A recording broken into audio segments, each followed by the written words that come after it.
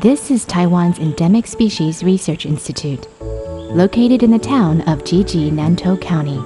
The institute is home to Taiwan's largest wildlife first aid station, which treats many injured animals.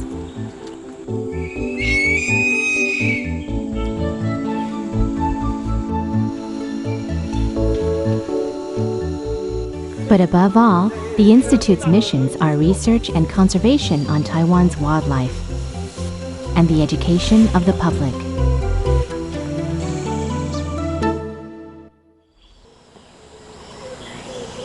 At the Institute's low-altitude research station in Wushiken District, Taichung County, more than 10 black bears live in captivity.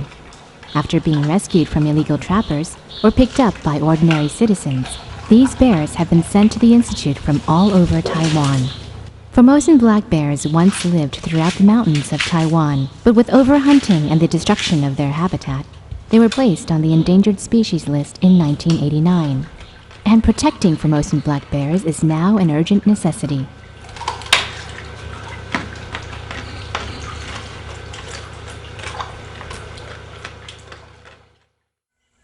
In the past few years, the Institute has made an effort to research black bear reproduction.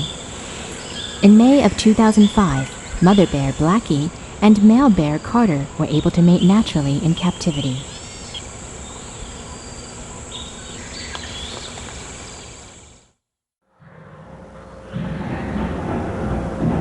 On the 12th of November, twin female bear cubs are born without complication. Black bears undergo a pregnancy of over 7 months, bearing 1 to 3 cubs. They are late maturing animals. Born hairless and with eyes closed, they weigh only 300 to 400 grams.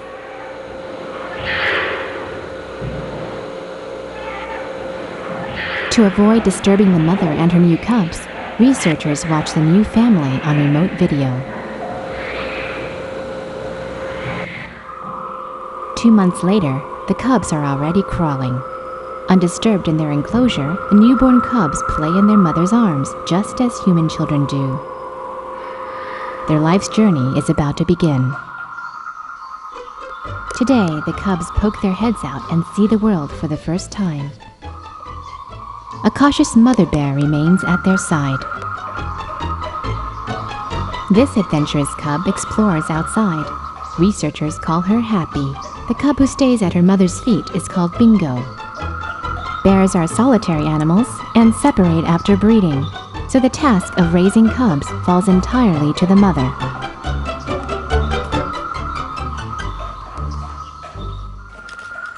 Not only do the cubs have their mother to take care of them, researchers also monitor the growth of the cubs.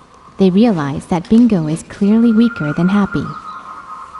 Bear cubs in the wild are sometimes ignored or abandoned by their mothers, and so researchers decide to take Bingo to the Institute's Wildlife First Aid Station.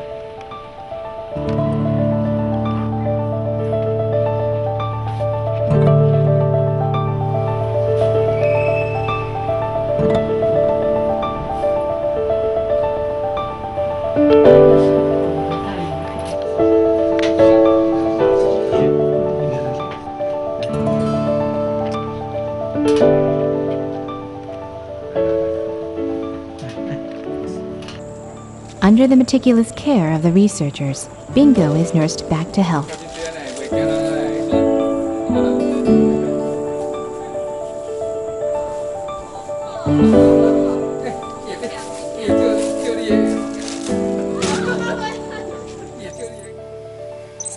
On grass for the first time, Bingo steps gingerly. Researchers prepare to bring her back to her mother. But Bingo already carries the scent of humans. Will her mother accept her?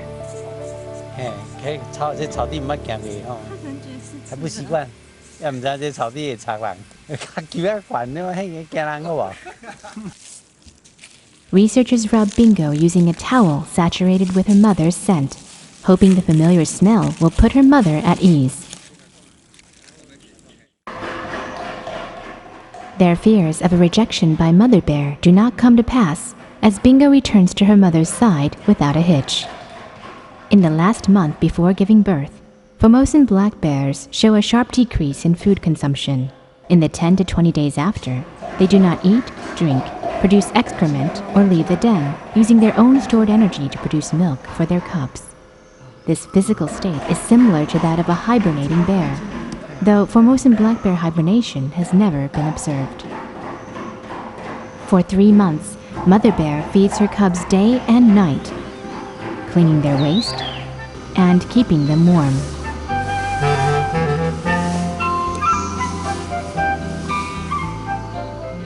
Very little research exists on the Formosan black bear.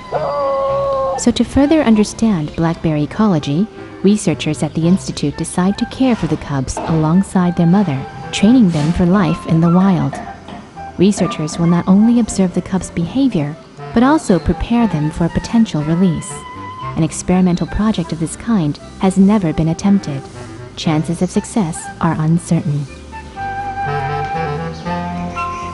To tell the cubs apart, researchers give Bingo a blue collar.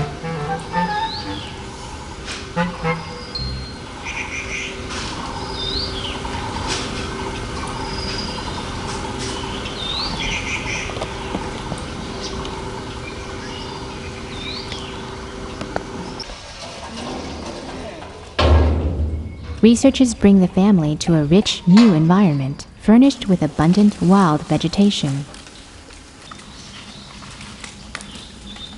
The 2 curious cubs smell mother bear's breath before going off to explore. This behavior has never before been observed.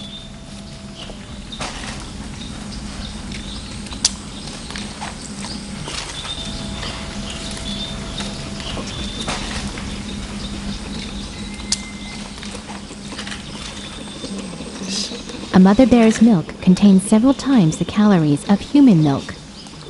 Young cubs nurse at a high frequency that decreases as they grow. Researchers make a curious observation. Bingo nurses at mother bear's 3 right nipples, and Happy takes the 3 left nipples.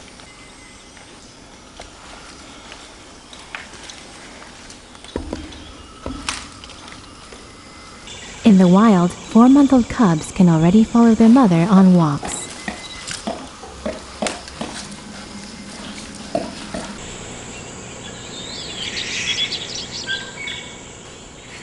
To encourage independence, researchers begin to separate the cubs from their mother for short periods of time. Happy and Bingo seem to have no problem adapting to their new environment, trying all sorts of foods. But it seems they do not like frogs. Although the Formosan black bear is Taiwan's largest land-dwelling carnivore, plants make up 80% of its diet in the wild. So researchers make an effort to collect food that a wild bear might want to eat.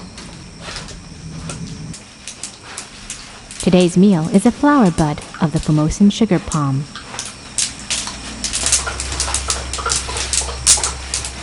Bingo likes this meal, and Happy wants some too.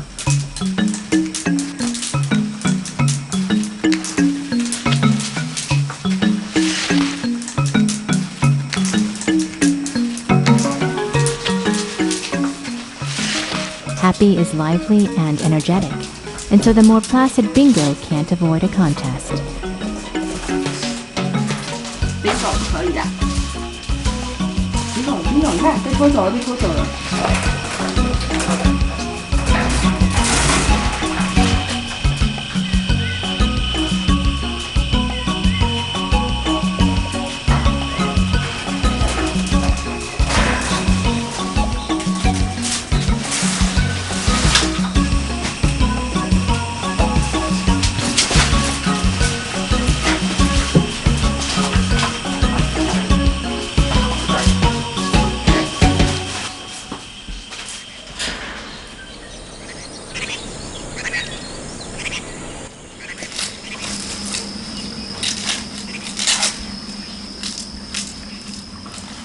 At this young age, the cubs learn to forage primarily from their mother.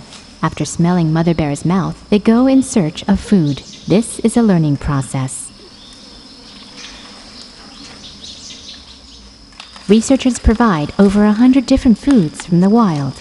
Among them, over 20 types of plants are foraged after observing mother bear, including the common tree fern and plantain leaf.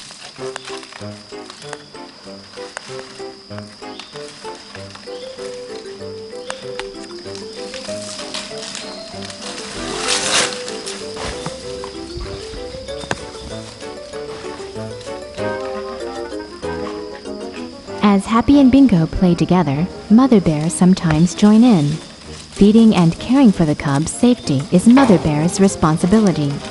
Biting, clawing, and wrestling are not only fun, but are important for honing self-defense abilities.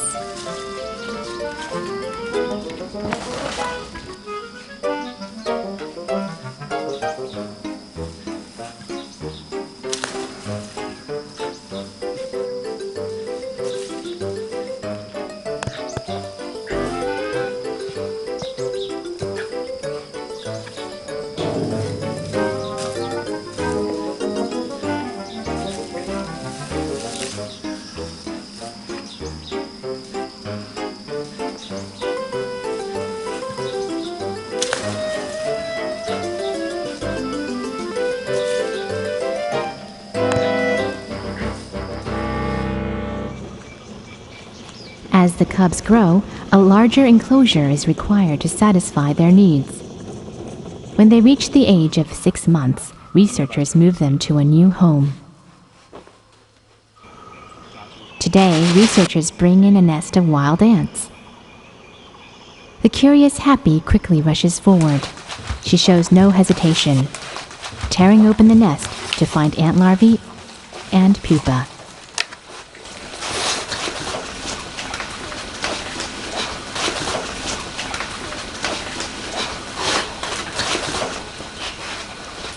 As soon as Bingo notices, she ambles over as well.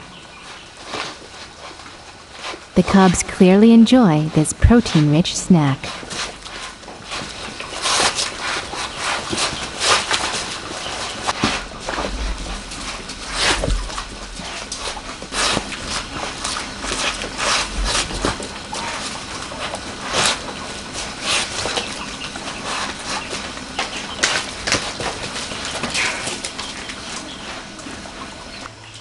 But at the end, they are unable to fend off the attacking ants. In order to increase the cubs' acceptance of wild foods, researchers provide an even more diverse diet. After 2 days, the cubs still don't seem to be responding to this jackfruit. It's clear that Happy is more willing to go and investigate. But perhaps this food is too big and too hard for a young bear's claws to penetrate. Happy tries for a while, then gives up. Bingo, too, has no luck. Happy tries one more time and finally gets a small piece.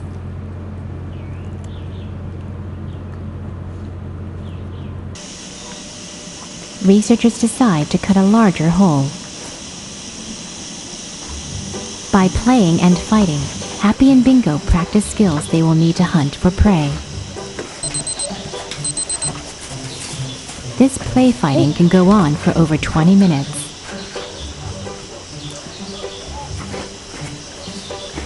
The attention of the growing bears is easily drawn to whatever is in front of them. When playtime is over, they quickly return to the jackfruit. When food is abundant, the cubs seem more willing to share.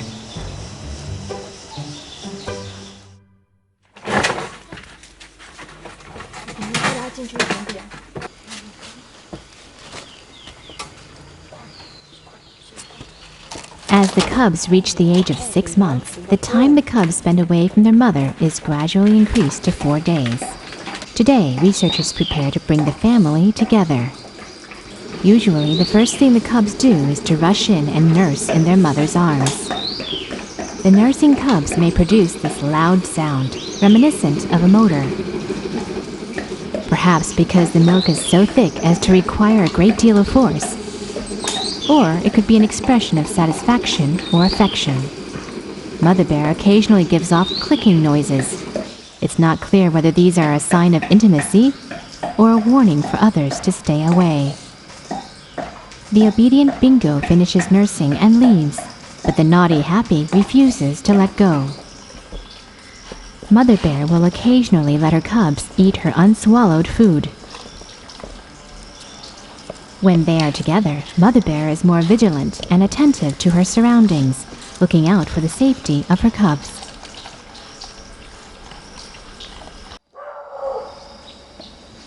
Though the cubs can eat solid food, they still nurse frequently.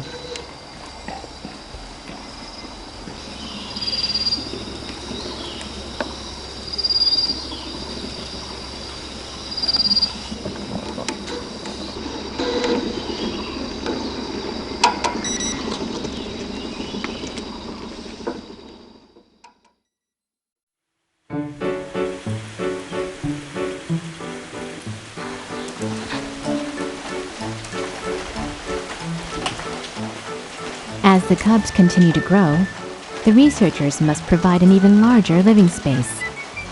Anything that could be a potential source of food is brought in for the bears to try, including common wild snakes.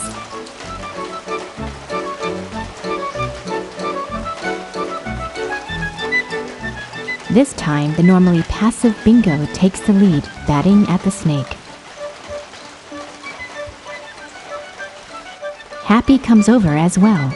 Both of them show signs of fright, but who here is frightening who? After a round of investigation, the cubs decide to return to their usual fare and seem to pay no more attention to the snake.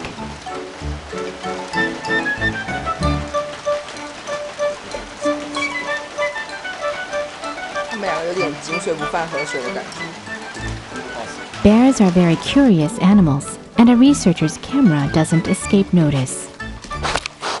Happy, no! To protect this communications link, researchers open their arms and shout, "No." Bingo 靠近。Bingo no! Bingo!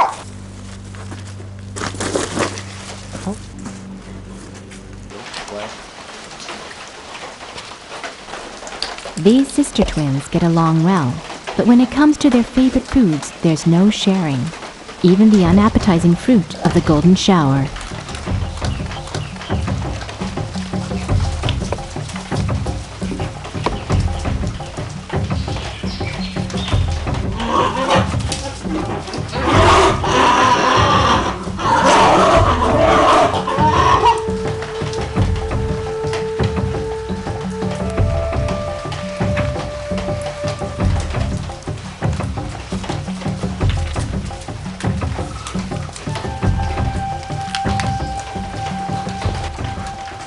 The loser, Bingo, can beg all she wants, but Happy won't let her come any closer.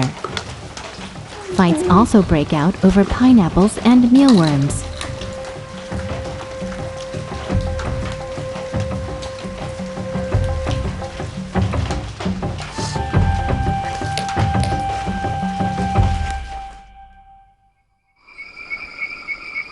Bears are generally diurnal, active in daytime. But do they also come out at night? To find out, the researchers stage at least one 24-hour surveillance each week. In the night, the cubs fight, eat, and even wake up to play. They are clearly capable of nocturnal activity. The sisters don't sleep far apart, and sometimes even squeeze together.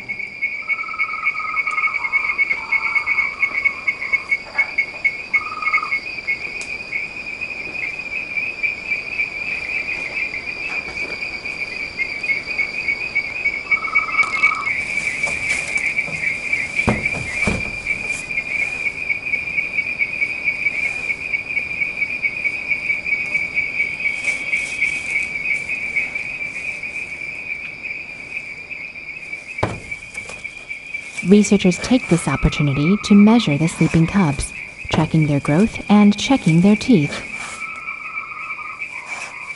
Black bears are under the order Carnivora, and so as the cubs grow, their canine teeth become sharper and stronger. But bears are in fact omnivores that have flattened molars with bumps that assist in the grinding of vegetation.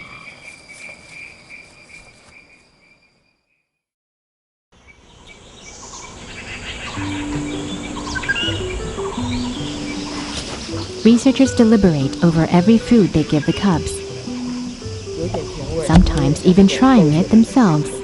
Before the age of 5 months, the cubs get mainly liquid or mashed food. After 5 months, researchers provide a wide range of wild plants and let the cubs forage and explore.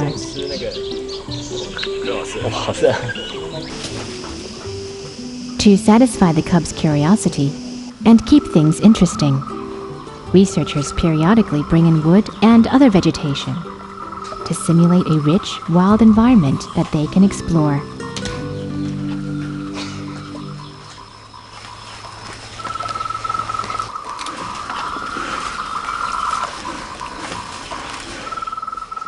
They start to hide food, leaving guavas, corn, papayas, or squash in holes or in trees for the cubs to search out.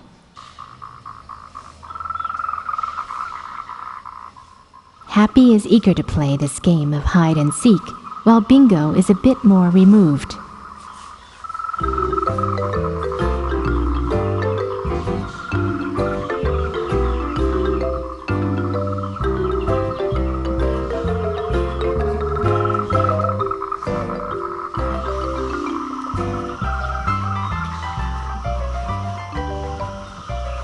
But Bingo's luck isn't bad, and she digs up a squash that Happy misses.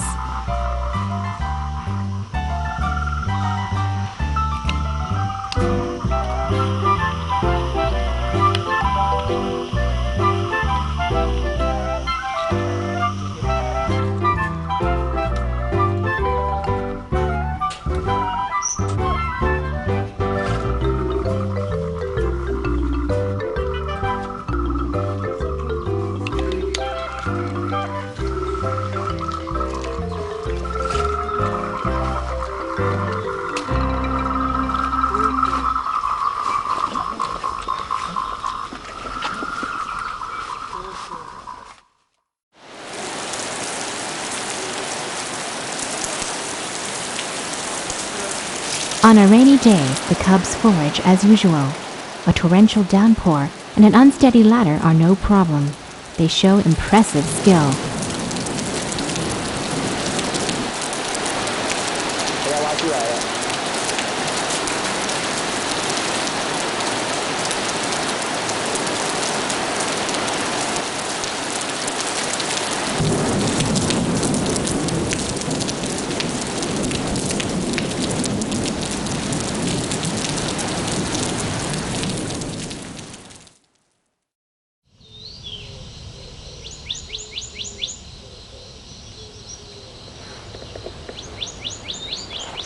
After testing a variety of plants, researchers want to see how the cubs react to a piece of carrion.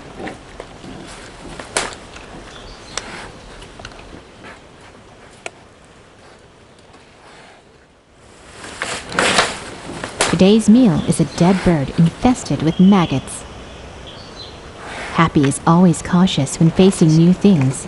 At first, she seems a little frightened, but after nervously making several inspections, she's quick to take it elsewhere and eat it. Happy enjoys this meal, leaving not even large bones.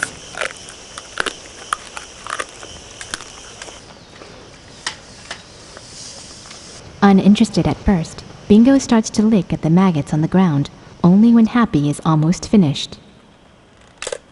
The sisters don't fight over this meal. This experiment shows that bears will scavenge dead animals for food.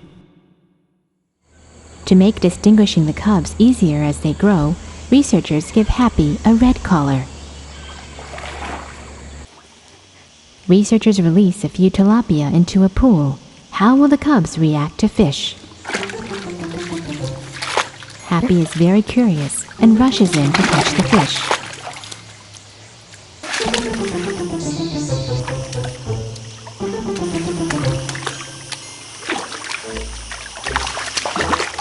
Bingo, on the contrary, is interested only in the food she already has.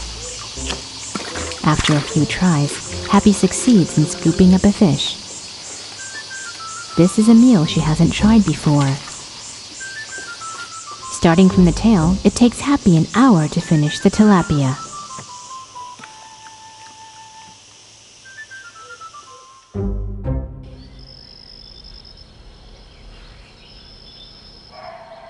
Now, when the cubs try to nurse, Mother Bear doesn't always cooperate, sometimes even rejecting them. Wild bears refuse to nurse in order to save milk for a new litter of cubs. It seems that the time has come for Happy and Bingo to live independently. At the age of 8 months, the cubs can choose their own food, and so researchers decide that after one more lesson, they will be separated entirely from their mother. They will learn to live on their own, and after another month, they will prepare to move again. 1/5 of a wild black bear's diet consists of meat. To stimulate the 2 cubs' hunting instincts, researchers bring a small goat into their cage.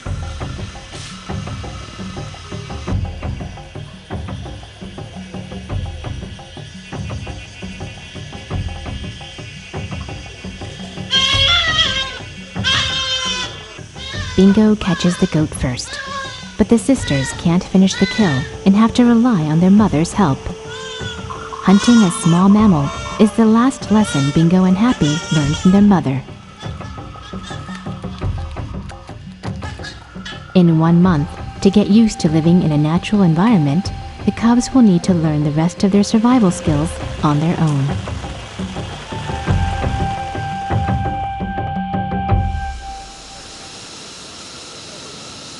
When the cubs reach 9 months of age, researchers bring them to a larger and more natural new home.